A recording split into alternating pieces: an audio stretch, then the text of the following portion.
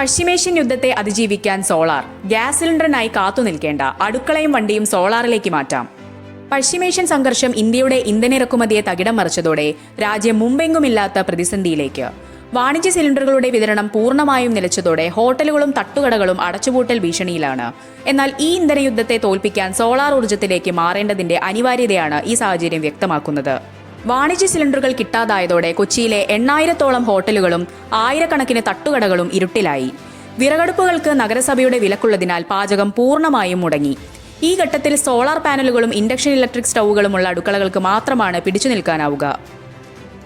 Solar വൈദ്യുതി ഉപയോഗിക്കുന്നതിലൂടെ gas സിലിണ്ടറുകളുടെ ആശ്രിതത്വം ഒഴിവാക്കാം എന്ന് മാത്രമല്ല, ഓരോ മാസവും വലിയൊരു തുക ലാഭിക്കാനും സാധിക്കും. കേരളത്തിലെ നിരത്തുകളിൽ ഇപ്പോൾ ഗ്യാസ് ഓട്ടോകളാണ് കൂടുതലായി ഓടുന്നത്.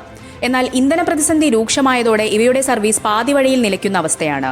ഗ്യാസ് സ്റ്റേഷനുകൾക്ക് മുന്നിലെ നീണ്ട ക്യൂവും ഇന്ധനമില്ലായ്മയും ഓട്ടോ തൊഴിലാളികളുടെ വരുമാനം മുട്ടിക്കുന്നു. ഇലക്ട്രിക് വാഹനങ്ങളിലേക്ക് മാറുകയും വീട്ടിലോ സ്റ്റാൻഡിലോ സോളാർ പാനലുകൾ സ്ഥാപിച്ച് ചാർജ് ചെയ്യുകയും ചെയ്താൽ പശ്ചിമേഷ്യൻ യുദ്ധമോ ആഗോള വിപണിയിലെ വിലക്കയറ്റമോ സാധാരണക്കാരനെ ബാധിക്കില്ല. രാജ്യം നേരിടുന്ന വലിയ തിരിച്ചടിയാണിത്. രാജ്യത്തുടനീളം ഹോട്ടലുകൾ പൂട്ടുന്നു. കേരളത്തിലും തട്ടുകടകൾ ഉൾപ്പെടെയുള്ളവ സമാന പാതയിലാണ്. ട്രെയിനുകളിൽ പാചകം ചെയ്ത ഭക്ഷണം നൽകുന്നത് നിർത്തലാക്കാൻ IRCTC ആലോചിക്കുന്നു. വൻകിട ബേസ് കിച്ചണുകളും റെയിൽവേ സ്റ്റേഷനുകളും സോളാർ പ്ലാന്റുകളിലേക്ക് മാറണമെന്ന ആവശ്യം ഇതോടെ ശക്തമായി. ഇന്ധനത്തിനായി അന്യരാജ്യങ്ങളെ ആശ്രയിക്കുന്നതിന്റെ അപകടമാണ് ഇപ്പോൾ രാജ്യം കാണുന്നത്. വീടുകളിലും സ്ഥാപനങ്ങളിലും സോളാർ സംവിധാനം നടപ്പിലാക്കിയാൽ ഗ്യാസ് സിലിണ്ടറുകളുടെ ക്ഷാമം നമ്മുടെ നിത്യജീവിതത്തെ ബാധിക്കില്ല.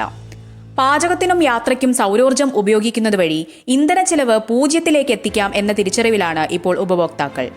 പശ്ചിമേഷ്യയിലെ ഓരോ സ്ഫോടനവും ഇന്ത്യയിലെ അടുക്കളകളെ ബാധിക്കാതിരിക്കണമെങ്കിൽ സോളാർ എന്ന സ്വാശ്രയ ഊർജ്ജത്തിലേക്ക് നാം എത്രയും വേഗം ചുവടുമാറ്റേണ്ടതുണ്ടെന്നതാണ് വസ്തുത.